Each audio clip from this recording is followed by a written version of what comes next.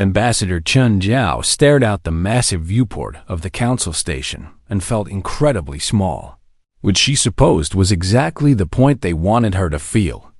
The station hung in the void like a glittering jewel, larger than Earth's moon, built from materials that seemed to shimmer with their own internal light.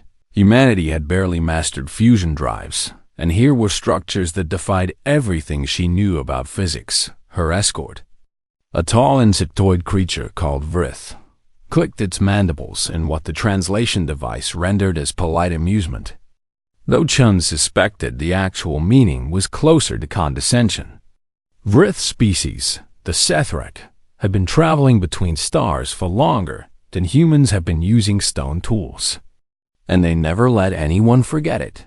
Your delegation quarters are quite comfortable, Ambassador Chen, Vrith said, its voice emanating from a device around its thorax since its species communicated through pheromones and touch. We have hosted many new species over the millennia and understand how overwhelming first contact can be. Chun nodded but said nothing. She had been a diplomat long enough to know when someone was trying to put her off balance. And everything about this place was designed to make humanity feel inferior. The ceiling soared 30 meters high, far too tall for human comfort. The gravity was set at 1.3 Earth standard, just enough to be exhausting. Even the air tasted strange, metallic, and sharp. Though scans showed it was perfectly breathable. The delegation from Earth was small. Chun herself, 2 military advisors, a xenobiologist, and 3 support staff, 8 humans to represent an entire species before a council that ruled over 300 worlds and spoke for thousands of civilizations.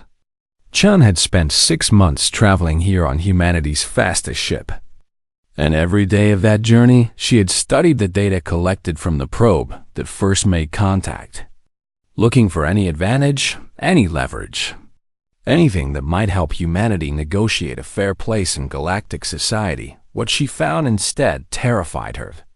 Galactic Council was not a democracy or even a confederation. It was a hierarchy as rigid as a caste system, with the 12 elder species at the top and everyone else arranged below them according to age, technology, and military power. Species were classified on a scale from Class 1 to Class 10, and your classification determined everything. Trading rights, territorial claims, legal protections. Even whether your people were considered sentient under council law, humanity had been provisionally rated Class 7, which Chun learned was only 3 steps above species classified as animals. The council will see you now, Vrith announced, guiding them through corridors that seemed to stretch forever, past chambers where beings of impossible variety conducted the business of galactic civilization. Chun saw creatures made of crystal singing in harmonic chords. She watched gas clouds negotiate through color displays. She passed chambers where gravity itself seemed negotiable and beings swam through folded space. The council chamber was deliberately designed to intimidate. 12 thrones arranged in a semicircle, each one massive and ornate. Each one occupied by a representative of the elder species. The Krell sat in the center, reptilian and ancient, their scales bearing the scars of 10,000 years. To their left, the archivists floated in containment fields, their crystalline bodies refracting light into impossible colors. To their right, the Ishrak lounged in pools of shimmering liquid, their tentacles moving with languid grace. And her delegation stood in the center of the chamber, and she felt the weight of their attention like a physical pressure. Humans, the Krell representative spoke, and his voice resonated through the chamber without need for translation. You have been evaluated and your species has been found worthy of admission to the council as a Class 7. Civilization, we welcome you to galactic society and trust you will find your place within the natural order. Chun took a breath, steadying herself. This was the moment she had prepared for, the speech she had rehearsed 1,000 times on the journey here. Thank you for your welcome, she began, keeping her voice level and professional. Humanity is honored to join the galactic community and looks forward to peaceful cooperation with all species. We come seeking knowledge, friendship, and mutual prosperity. Of course, the Krell representative said, and something in his tone made Chun's stomach tighten. As a Class 7 species, you will be expected to fulfill certain obligations to the Council resource ties. Genetic samples for the archive, restricted travel outside your home system. And naturally, you will surrender any weapons of mass destruction and submit to Council oversight of your military development. Chun felt her military advisors tense behind her. This was worse than the data had suggested. Far worse, with respect, Chun said carefully. Those terms seem quite restrictive for a species entering what we understood to be a partnership of equals. The archivists had chimed, their crystalline laughter ringing through the chamber. And the Krell representative's expression might have been a smile, though on his reptilian features it looked more like a threat display. Equals? He repeated, Ambassador Chun, I fear you misunderstand the nature of galactic society. There are no equals here. Only those who lead and those who follow. The 12 elder species have maintained peace and order for 10 millennia by recognizing this fundamental truth. Civilization requires hierarchy, and hierarchy requires that some species accept their natural place. And if we refuse? Chun asked, knowing it was a dangerous question, but unable to stop herself. The chamber fell silent, the kind of silence that comes before a storm, heavy with potential violence. The Krell representative leaned forward on his throne, his eyes fixed on Chun with an intensity that made her want to step back. But she held her ground. No species has refused the Council in 5,000 years, he said slowly. And the last ones who did are now extinct. Surely you would not want humanity to join them in history's graveyard. Chun felt her heart hammering in her chest, but kept her voice steady. We came here hoping for friendship and cooperation, not threats and subjugation, surely after 10,000 years of peace. The Council can accommodate one more free species? Free? The Ishrak representative spoke for the first time, its voice bubbling up from its pool like marsh gas. You speak of freedom as if it were something to be granted. Freedom is an illusion. Little human, and the sooner you understand that, the easier your species' transition will be.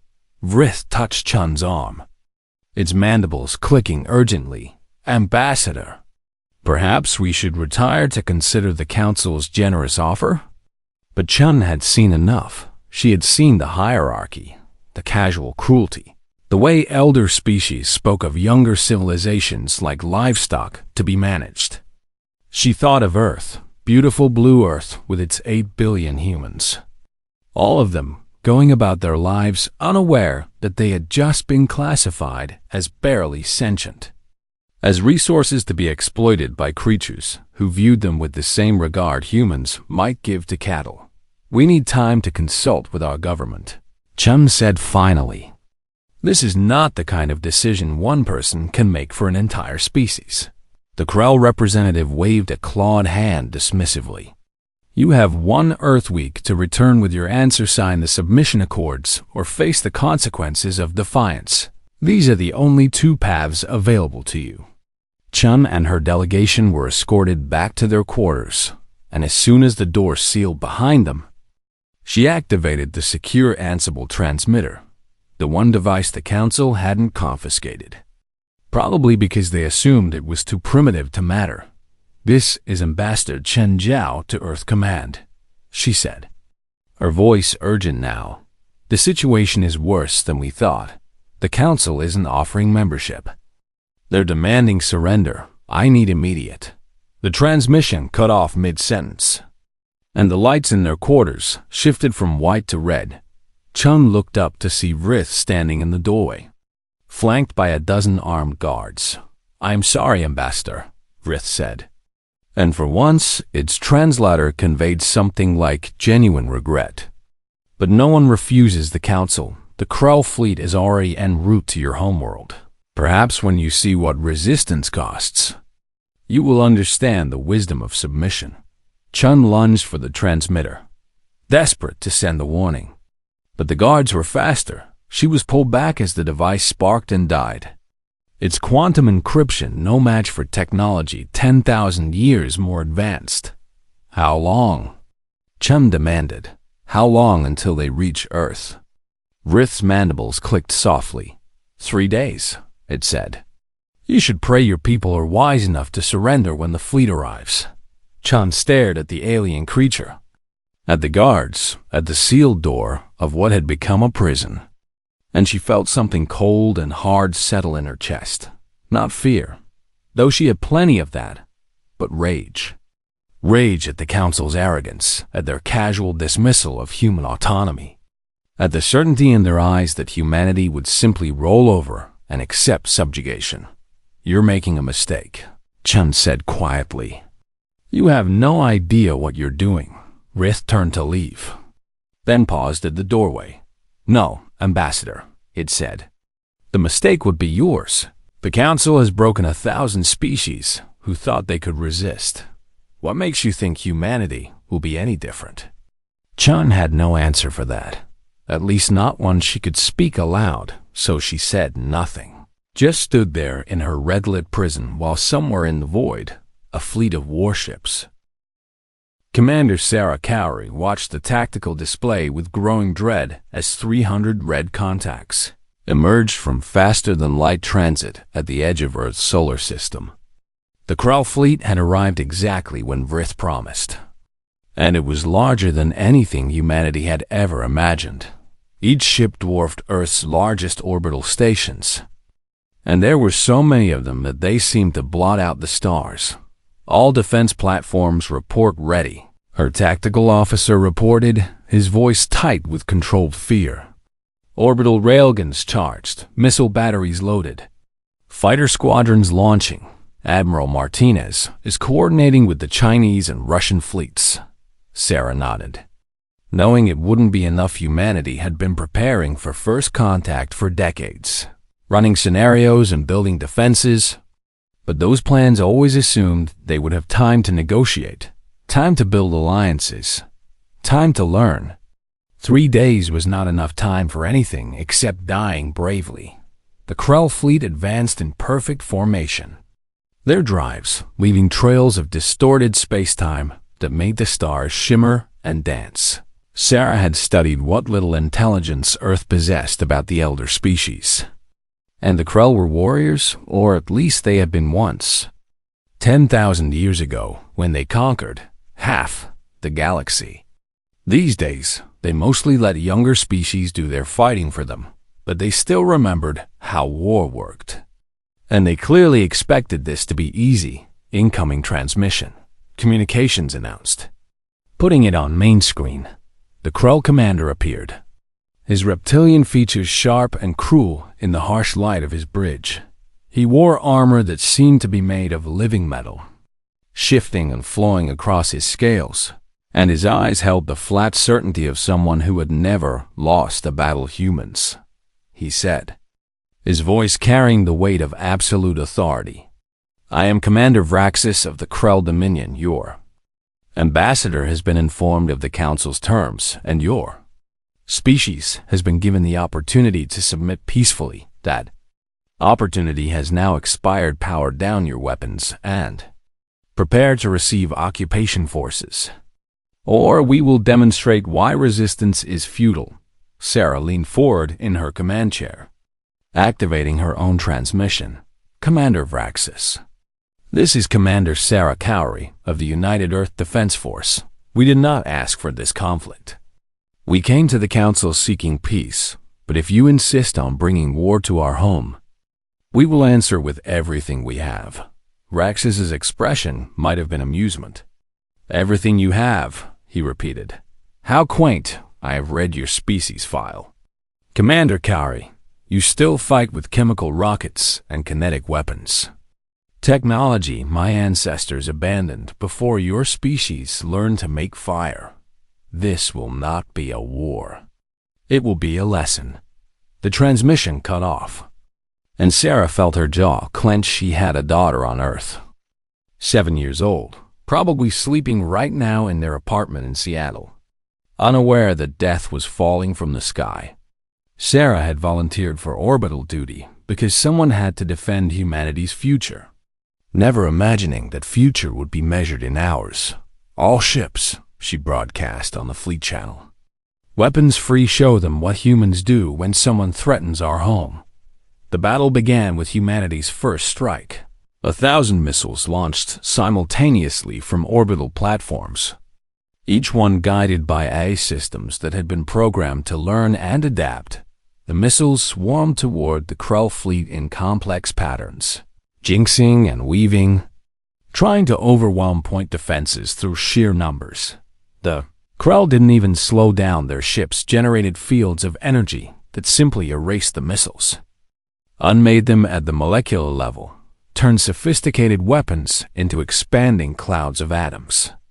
Sarah watched $1 billion of military hardware vanish like it had never existed, and she felt something cold settle in her stomach. Close to railgun range, she ordered.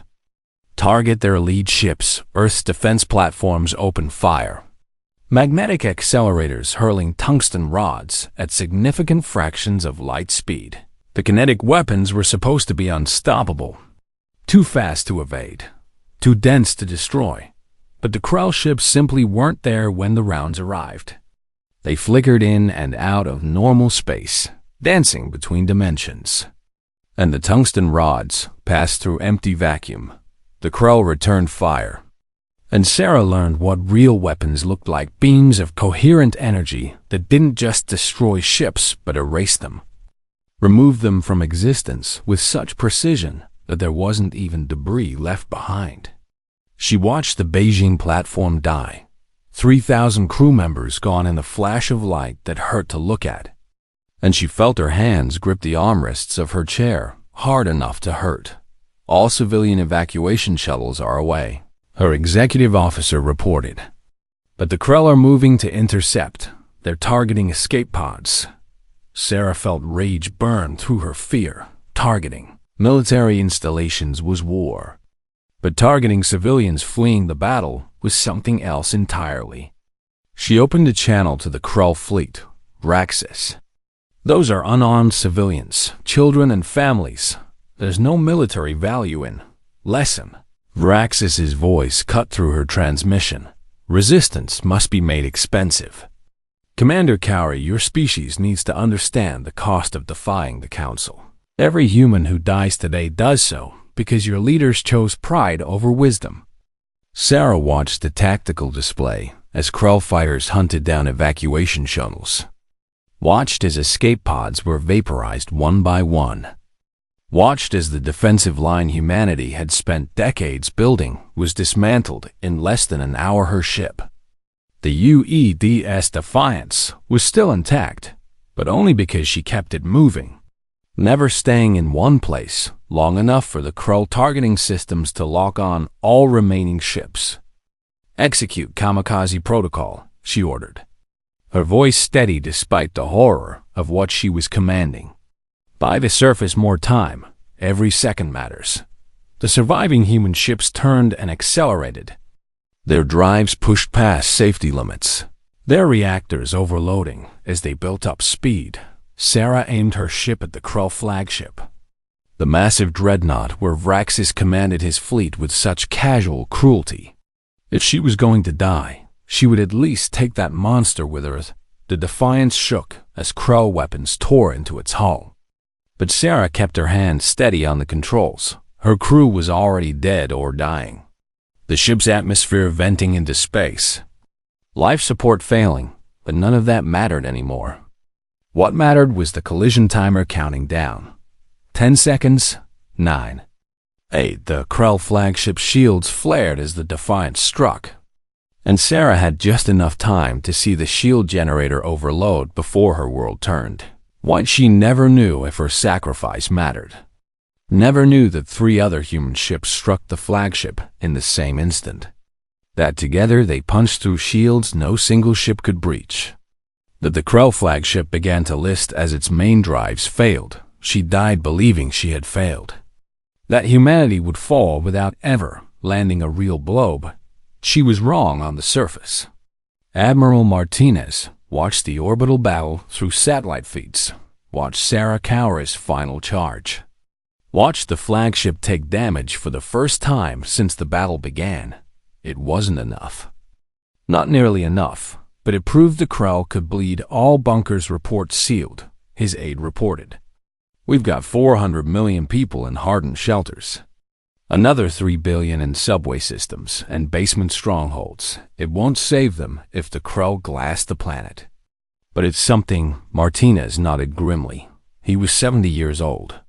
Too old for frontline combat, but young enough to remember when his grandfather had told him about the last World War. About the resistance fighters who never surrendered even when defeat was certain. If humanity was going to die today, they would die fighting. The Krell fleet began its descent through Earth's atmosphere, and the sky burned. Their shields generated friction that superheated the air, turning clouds to steam, making the very atmosphere scream. Fighter jets rose to meet them, missiles launched from hidden silos. Cities activated their emergency defense grids. And for a few brief moments, it almost seemed like humanity had a chance. Then, the Krell deployed the silencer. Martinez saw it on the tactical display. A single ship breaking formation, climbing back up through the atmosphere to orbital altitude. At first, he thought it was retreating. Damaged perhaps, but then the ship began to glow, building up energy in a way that made every radiation detector on the planet scream warnings. What is that? His aide asked, but Martinez already knew. He had read the classified files about Council weapons, the ones intelligence had pieced together from intercepted transmissions and ancient databases. The silencer was a myth, a weapon so terrible that no one had used it in 5,000 years. A device that could sterilize a planet while leaving every building intact. Get everyone underground now, Martinez ordered. But he knew it was too late. The silencer wasn't a weapon you could hide from. Wasn't something you could survive by taking shelter. It worked on a quantum level, targeting the electromagnetic patterns that define complex neural structures, shutting them down with the precision of a surgeon and the reach of a god. The silencer fired, and for just an instant the entire planet lit up like a second sun. Martinez felt a strange tingling sensation, like every nerve in his body firing at once, and then he felt nothing at all across the planet. 2 billion humans died in the same instant. They simply stopped, mid-breath, mid-scream. Parents. 20 years after the silencer fired, the galaxy had moved on from Earth's destruction. The Council recorded humanity as a conquered species, their homeworld occupied by Krell garrison forces, their survivors scattered and broken. Trade routes resumed. Treaties were signed. Younger species paid their tributes and kept their heads down. And the elder species congratulated themselves on maintaining order once again. No one bothered to check the bunkers anymore deep beneath what had once been the Cheyenne Mountain Complex. Admiral Sarah Cowra's daughter lived in artificial light and recycled air. Maya Cowra was 27 now. Old enough to barely remember the blue sky and green grass her mother had died to protect. She spent her days in the engineering sections, helping to build weapons in workshops carved from solid rock, and her nights studying the data her mother's generation had collected about the species that destroyed her world. She was not alone. 400 million humans had survived in bunkers scattered across Earth, and another 50 million lived in the colonies on Mars, Europa, and the asteroid belt. They had started as separate groups, isolated survivors trying to make sense of their new reality. But gradually, they had connected, rebuilt communication networks, shared resources and knowledge, and most importantly, unified around a single purpose. They would make the Council pay. It started slowly, carefully. The survivors knew that any hint of resistance would bring the Krell back to finish the job. So they hid their activities beneath layers of misdirection. When Krell inspection teams visited the bunkers, they found exactly what they expected to find: broken humans eking out a subsistence existence, farming mushrooms in the dark, maintaining life support systems, slowly dying from radiation poisoning and despair. The Krell never looked deeper, never noticed the hidden workshops where humans built prototype weapons, never detected the quantum computers running simulations of alien biology, never realized that the very radiation they used to track human activity was being manipulated to hide entire industrial complex. Why would they? The Council had conquered 1,000 worlds, and none had ever risen again. Maya stood in the central chamber of what humans now called the Arsenal, a vast underground facility that stretched for kilometers. Beneath the Rocky Mountains, massive fabrication units hummed day and night, printing components for ships that would never see Earth's sky. Research labs tested weapons that violated a dozen Council laws. Training facilities prepared soldiers who would never fight a defensive war. "How many do we have now?" she asked her chief engineer, a man named Chen Wei, who claimed to be descended from the ambassador who first met the Council. Maya didn't know if that was true, but it gave him a fierce determination that made him perfect for the work. 15,000 ships completed, Wei reported. Another 35,000 in various stages of construction. If we maintain current production rates, we'll hit our target of 50,000 in 6 more months. Maya nodded. Doing the math in her head, 50,000 ships for 450 million people meant roughly 9,000 survivors for every ship in the fleet. If even 10% of those ships were destroyed, it would represent the loss of millions of lives. But that was acceptable, even necessary. What they were planning couldn't be done without sacrifice. And the weapons? Maya asked. Wei smiled, though there was no humor in it. "We've replicated the silencer. Improved it, actually. Our version is faster, more precise. And we can target specific genetic markers. We've also successfully tested the stellar ignition device. The planet crackers work as designed. And the nanoplague trials have exceeded expectations." Maya felt something cold settle in her chest at the casual way. Wei discussed weapons that could end civilizations 20 years ago. These would have been considered monstrous, unthinkable. The kind of weapons humanity would never build. But 20 years ago, humanity hadn't watched 2 billion of their own die in an instant. Hadn't spent decades living like rats in underground warrens. Hadn't learned that the galaxy was ruled by species who viewed mercy as weakness. What about the elder species profiles? Maya asked, moving to a display that showed detailed biological data on the 12 Council members. This was perhaps the most important work. The foundation of everything else they were building. Complete, Wei said, pulling up files that represented 20 years of stolen data. Captured Krell equipment, interrogated prisoners, and billions of computational hours. Every elder species laid bare. Their biology, their weaknesses, their homeworlds, their colonies, their genetics. Humanity had learned from their mistake, and they would never again go into battle without knowing exactly how to kill their enemies. Maya studied the Krell profile first, reading through the data with grim satisfaction. The Krell were reptilian, cold-blooded, with a metabolism that depended on specific mineral compounds found only on their homeworld. Their eggs required precise temperature and humidity conditions to develop, and their young spent 5 years in vulnerable larval stages before metamorphosing into adults. In other words, they had weaknesses, lots of them. The kind of weaknesses a patient enemy could exploit. Perfect, Maya said softly. Then moved to the next profile, the Ishrak. Aquatic beings who breathed through specialized gills that filtered nutrients from water. Their entire civilization depended on maintaining very specific oceanic chemistry. And they had never developed spacesuits because they simply brought their oceans with them wherever they went, one by one. Maya reviewed the profiles. learning how each species could die, and more importantly, how their entire civilizations could be erased. The archivists who stored their consciousness in crystalline matrices that could be shattered. The Zethric whose bodies were actually colony organisms that fell apart if their queen mind was killed. The ancient Lorn who had genetically engineered themselves into near immortality, but forgot to maintain genetic diversity, making them vulnerable to tailored bioweapons. It was a catalog of extinction. And Maya had helped write it. "We're ready," she said finally, turning away from the display.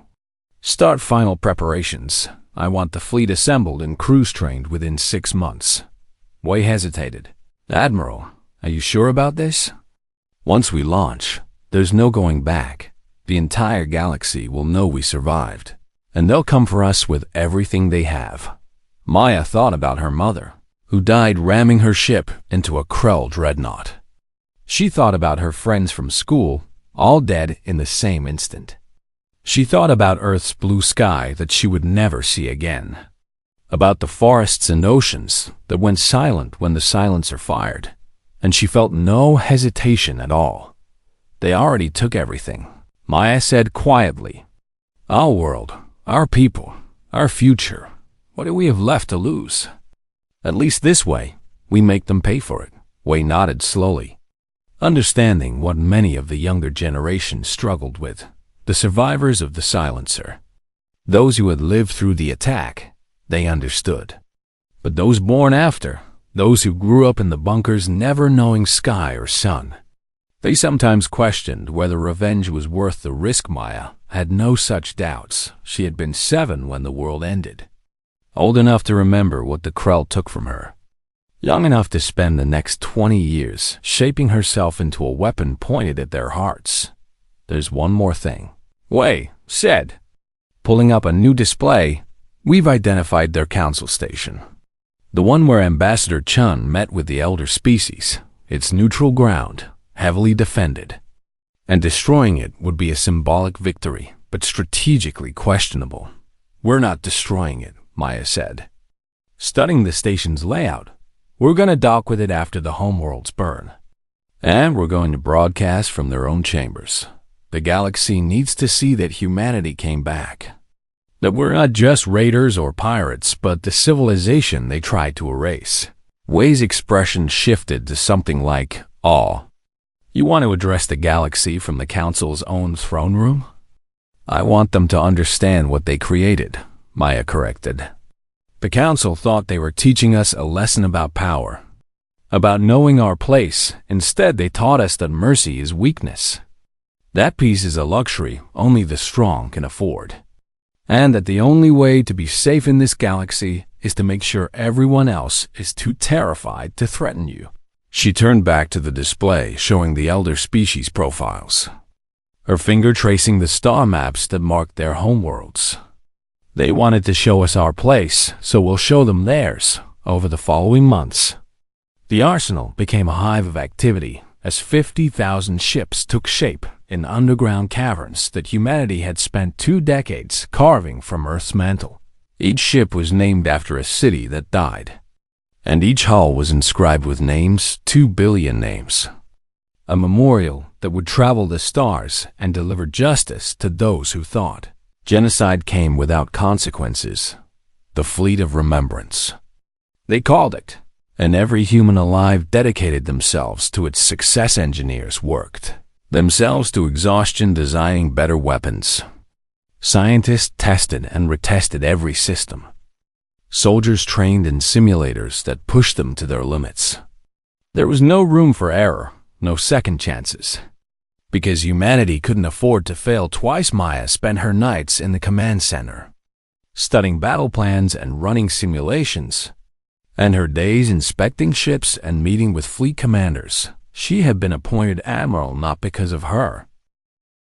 The Krell homeworld of Krelltak was a fortress planet, ringed by defensive stations that had stood for 10,000 years, protected by shields that could withstand the explosion of a star. It had never fallen, never been threatened, never even been attacked in living memory. The Krell felt safe there, secure in their dominance. Confident that their military superiority was absolute and eternal, they were wrong. Admiral Maya Cowrie stood on the bridge of her flagship, the UEDS Remembrance, and watched 50,000 human ships drop out of dark space, simultaneously in orbit around 12 worlds. The timing had to be perfect, synchronized down to the millisecond, because surprise was their only real advantage. Once the Council realized humanity had returned, they would coordinate their defense, and even with humanity's new weapons, fighting 12 elder species at once would be difficult. But if they struck all 12 holds simultaneously, each elder species would be too busy dying to help the others. All ships report ready, her tactical officer announced, his voice steady despite the magnitude of what they were about to do. Weapons charged, targeting solutions locked. Marine assault teams standing by. Maya took a breath, thinking about her mother who died in orbit around Earth 20 years ago. Thinking about 2 billion humans who never had a chance to fight back. Thinking about the Council's arrogance as they condemned humanity to extinction, and she gave the order that would change the galaxy forever. Fire. The Krell orbital defenses detected the human fleet 3 seconds too late. By the time their shields activated, humanity's first strike had already hit. Kinetic weapons traveling at 90% of light speed, impossible to intercept, carrying enough energy to shatter moons. The defensive stations didn't explode so much as they ceased to exist, converted to plasma by impacts that released more energy than Earth's entire nuclear arsenal. Commander Vraxis, the Krell officer who had deployed the silencer against Earth, was in his command center on Krelltak when the attack began. He had been reviewing reports about resource extraction from conquered worlds, bored by the routine work of occupation, thinking about his upcoming promotion. He never expected to die that day, never imagined that the broken species he had destroyed could return with such terrible purpose. The first he knew of the attack was when the orbital stations went silent, pulled up the tactical display and felt his blood freeze as he saw 50,000 ships in orbit, more than the entire Krell military possessed, and every single one was firing. How? He managed to ask before the first bombardment hit the capital city. Maya watched the Krell cities burn and felt nothing, no satisfaction, no regret, just cold calculation as she monitored the destruction. Her fleet was using the Krell's own weapons against them, improved and refined by 20 years of human engineering. The silencer that killed 2 billion humans now targeted Krell neural patterns, shutting down their brains with the same precision they had used on Earth. But humanity didn't stop at killing the Krell. They sterilized the planet, destroyed the breeding grounds, shattered the temples where eggs were kept, and glassed the industrial complexes that had produced weapons for 10 millennia. By the time the assault ended, Krelltak was a dead world, its surface scorched, its atmosphere poisoned, and its population reduced from 8 billion to exactly 0. Krell homeworld secured. Maya's tactical officer reported. Total casualties, 8 billion enemy, 400 friendly. The Krell fleet responded too slowly to mount an effective defense. 400 humans dead. Maya felt each loss like a weight on her chest, but she couldn't stop, not now. She switched her display to show the other 11 battles happening simultaneously across the galaxy. The Ishrak homeworld was an ocean planet, covered in water thousands of meters deep. Humanity attacked with weapons designed specifically for their biology, devices that altered water chemistry on a molecular level. The Ishrak breathed through specialized gills, and when the water around them suddenly became acidic, saturated with compounds that burned their respiratory systems, they died by the billions. Maya watched the orbital feed as the great Ishrak cities sank into their poisoned oceans, watched as the tentacle beings thrashed and died, watched as an entire civilization suffocated in its own home. And she thought about Earth's oceans, once full of life, now silent and empty because of the silencer. The archivists were crystalline beings who stored their consciousness in matrices of living crystal. They thought themselves immortal, their knowledge eternal, their civilization beyond the reach of death. Humanity taught them otherwise with resonance weapons that shattered crystal at the molecular level. The Great Archive, a moon-sized structure that contained 10,000 years of accumulated knowledge from hundreds of species, rang like a bell as the resonance bombardment hit, and then it exploded into 1 trillion fragments, each one carrying fragments of consciousness, pieces of minds that had lived for millennia, now scattered across the void and slowly dying as their crystalline structures degraded. The archivists are broadcasting surrender, Maya's communications officer reported. They're offering to share all their knowledge if we stop the attack. Maya considered it for exactly 3 seconds. The archive contained information that could advance human science by centuries. Technology and wisdom gathered across half a galaxy. But accepting their surrender would mean showing mercy. And mercy was what got Earth destroyed. Continue bombardment, she ordered. No survivors. The Zethric collective fell next. Their colony organism bodies torn apart when humanity killed their queen minds each. Zethric was actually millions of smaller organisms working in concert, controlled by a central intelligence. Kill the queen, and the colony fell into chaos. The individual organisms unable to function without coordination humanity killed every queen on the Zethric homeworld in under an hour. Using tailored bioweapons that humanity had spent 20 years developing, the Zethric colonies collapsed, billions of organisms suddenly mindless, dying from their own inability to coordinate basic functions, like eating or breathing. Species after species fell. The Tlorn, who had engineered themselves into genetic uniformity, now vulnerable to a single bioweapon that killed them all. The Sethrak, whose hive minds depended on specific pheromone exchanges that humanity disrupted with chemical weapons. The Kathron, whose technology was biological, grown rather than built. Now dying as humanity introduced engineered viruses that corrupted their living machines. Maya watched it all from her command chair, monitored the destruction of 12 civilizations, tracked the death tolls climbing into the trillions, and felt nothing except grim satisfaction. The Council had taught humanity that mercy was weakness, that peace required dominance, that the only way to be safe was to make potential enemies extinct. Humanity had learned the lesson perfectly. Admiral, we're receiving transmissions from the Council station, her communications officer reported. Ambassadors from the younger species are begging us to stop. They're saying they had nothing to do with Earth's destruction. Maya pulled up the feed and saw dozens of alien species. The ones who paid tribute to the Council, the ones who lived under elder species domination. They were terrified, broadcasting messages of innocence, claiming they opposed Earth's destruction, offering to help humanity rebuild if only the killing would stop. Are they telling the truth? Maya asked her intelligence officer.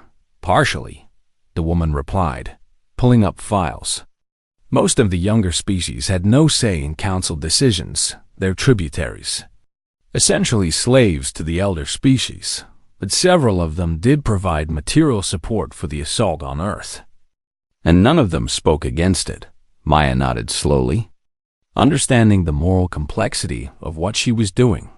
The elder species were guilty without question, but the younger species were more complicated. Victims of the same system that destroyed Earth, yes, but also beneficiaries who lived off the resources extracted from conquered worlds.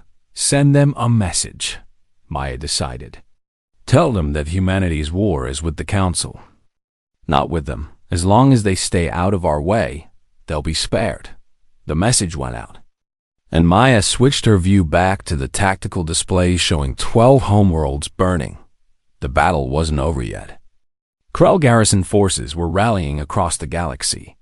Council warships were being recalled from patrol duties, and several elder species had managed to evacuate. significant portions of their populations before humanity could sterilize their worlds completely. But it didn't matter. Humanity had broken the council, shattered the myth of elder species invincibility, and shown the galaxy that even the oldest, most powerful civilizations could fall if they pushed the wrong species too far. Admiral, the Krell are requesting a ceasefire, communications reported. Commander Vraxis is asking to negotiate terms. Maya felt her jaw clench. Vraxis, the creature who killed 2 billion humans, who deployed the silencer with such casual cruelty, who broadcast his victory across the galaxy like he was proud of genocide. She pulled up the transmission and saw him in his bunker, his armor scorched, his eyes wide with fear. Commander Vraxis, Maya said coldly, do you remember what you told our ambassador before you destroyed our world? Vraxis opened his mouth, closed it, then said, please, we can negotiate. We can offer reparations, technology, territory. Just stop the killing. The galaxy fell silent in the wake of humanity's retaliation, a silence deeper and more profound than anything the Council had imposed in 10,000 years of rule. This was not the silence of submission or the quiet of peace. This was the silence of shock, of species too terrified to even whisper, of civilizations that had just watched their ancient masters fall and wondered if they would be next. Admiral Maya Cowrie sat in the command chamber of the Council Station, the same room where Ambassador Chun had been rejected 20 years earlier. The 12 massive thrones still stood, but now they were empty, their occupants dead or scattered, their authority shattered. Maya had ordered her ships to dock with the station, not to conquer it, but to make a point. Humanity had not just defeated the Council. They had replaced it around her. Representatives from 300 younger species waited in anxious silence. Some had come voluntarily, seeking to understand humanity's intentions. Others had been summoned, species that provided material support for the attack on Earth. All of them looked at Maya with a mixture of fear and desperate hope. I know what you're thinking, Maya began, her voice carrying through the chamber via the same translation systems the Council once used. You're wondering if we're going to become the new Council, if we're going to establish our own hierarchy, if we've simply replaced one set of masters with another. She paused, letting them sit with their fear for a moment, then continued. The answer is no. Humanity doesn't want to rule you, doesn't want your tribute, doesn't want your submission. We want exactly what we wanted 20 years ago, to be left alone. A murmur ran through the assembled species, confusion mixed with disbelief. They had never known power that didn't seek to dominate, strength that didn't demand submission. The entire structure of galactic civilization for 10 millennia had been based on hierarchy and control. You're free, Maya said simply. Free to govern yourselves, free to make alliances, free to trade with whomever you choose. The Council is dead. The hierarchy is broken, and humanity will not replace it. An ambassador from the Talmari, a species that had paid tribute to the Crow for 3,000 years, stepped forward. They were small, barely reaching Maya's waist, with 6 legs and compound eyes that reflected light in strange patterns. Admiral Cowrie, the Talmari said, their voice translated into something approximating wonder. If you don't want to rule, why did you come here? Why dock with the Council Station? Why address us at all? Maya turned to face the viewport behind the thrones, looking out at the stars, at the vast expanse of space that held so much life and so much potential for both cooperation and violence. Because you need to understand what we did and why we did it, Maya said, still facing the stars. The elder species thought mercy was weakness, thought peace could be maintained through fear and dominance. They were wrong, and they paid for that mistake with their civilizations. She turned back to face the assembled species, her expression hard. But we don't want you to learn the wrong lesson from this. We didn't destroy the Council because we're stronger or because we think might makes right. We destroyed them because they gave us no other choice. They killed 2 billion of our people for the crime of wanting freedom. The chamber was absolutely silent. Hundreds of species, listening to a human explain why 12 ancient civilizations had fallen. Humanity believes in peace.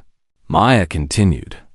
We came to the council seeking friendship and cooperation, not conquest, but we also believe that peace requires respect, that freedom is worth defending, and that sometimes the only way to end violence is to make it so costly that no one dares start it again. She activated a display showing the Treaty of Silence, a document humanity had written during their 20 years underground, refined through countless debates about what kind of galaxy they wanted to create. This is our only demand, Maya said as the treaty appeared in every species' native language. No species may enter human space without invitation. No species may threaten another with extinction. No species may establish the kind of hierarchical control that the council maintained violate any of these 3 rules. And humanity will respond with the same force we brought to the homeworlds, an ambassador from the Vrin, a species known for their diplomatic skills, raised a crystalline appendage. Admiral, who will enforce these rules? Who will judge violations? Without the council, without hierarchy, won't the galaxy descend into chaos? Maya smiled grimly. You will enforce them. The 300 species that were tributaries now have freedom. But freedom comes with responsibility. You must maintain peace among yourselves, resolve disputes through negotiation rather than violence, and help each other resist anyone who tries to recreate the council system. And if we fail? Another ambassador asked, if species go to war, if stronger civilizations dominate weaker ones, will humanity intervene? No, Maya said flatly. Humanity is not the galaxy's police force. We're not interested in managing your affairs or resolving your conflicts. But if someone commits genocide, if a species is threatened with extinction, if anyone tries to build another council, then yes, we will intervene. And we will do so with absolute force. She let that sink in, watching the assembled species process the implications. Humanity was offering them freedom, but also warning them that freedom came with limits, that certain lines could never be crossed without terrible consequences. You're asking us to govern ourselves, the Telmari ambassador said slowly, to maintain peace without a central authority, to trust each other rather than submit to the strongest. But what if we can't? What if we're not ready? Maya walked down from the platform where the council throne stood, moving among the assembled species, no longer addressing them from above, but speaking to them as equals. Then you'll learn, Maya said gently. You'll make mistakes. You'll have conflicts. You'll struggle. That's what freedom looks like. But you'll also discover that cooperation is possible. That peace can be built on mutual respect rather than fear.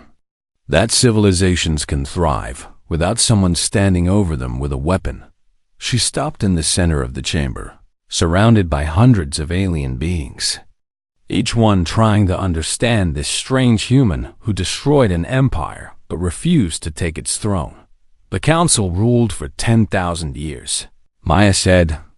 But in all that time, did any of you ever feel safe? Did you ever trust that the elder species had your best interests at heart? Did you ever believe that peace enforced through dominance was real peace? Silence answered her, and Maya nodded.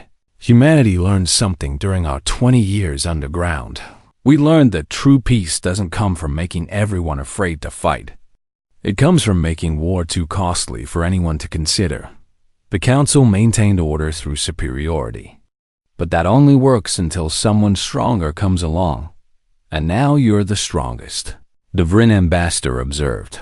So how is your system any different? Because we're leaving, Maya said simply. And the chamber erupted in shocked voices. Species talking over each other, asking if she was serious. If humanity really intended to withdraw, Maya waited for the noise to die down, then continued. The fleet of remembrance will return to human space. We will rebuild Earth, reopen our colonies, and focus on our own civilization. You won't see human ships patrolling the trade routes. Won't have humanity monitoring your communications.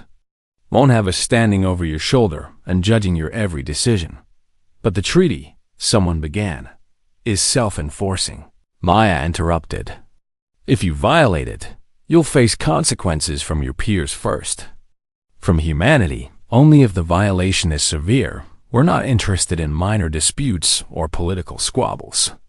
We only care about preventing another council, another genocide, another 10,000 years of oppression disguised as peace. She activated another display. This one showing images of Earth before and after the silencer. Cities full of life transformed into silent graveyards. Oceans teeming with fish now dead and empty. This is what the council did to us, Maya said quietly. 2 billion dead because we asked for freedom. We spent 20 years learning how to prevent this from ever happening again. Not just to humanity, but to anyone. That's why we're here. That's why we destroyed the council. And that's why we're establishing these rules. The images shifted to show the 12 homeworlds burning. Civilizations that had stood for millennia reduced to ruins in a matter of hours. But this is what happens when you push too far, Maya continued. When you mistake another species' desire for peace as weakness. When you respond to diplomacy with genocide. The council thought they were teaching humanity about power. Instead, they taught us that sometimes the only way to ensure peace is to make war so terrible that no one dares risk it. She deactivated the displays and looked around the chamber. Meeting as many eyes as she could, some species couldn't make eye contact. Others held her gaze with something like understanding. Go home, Maya said finally. Rebuild your civilizations without the council's control. Form alliances based on mutual benefit rather than hierarchy. Trade freely and govern yourselves. And if someone threatens you with extinction, if someone tries to recreate the council system, contact humanity. We'll be watching. And we'll remember why we came out of the dark. The assembled species began to disperse, some rushing to their ships.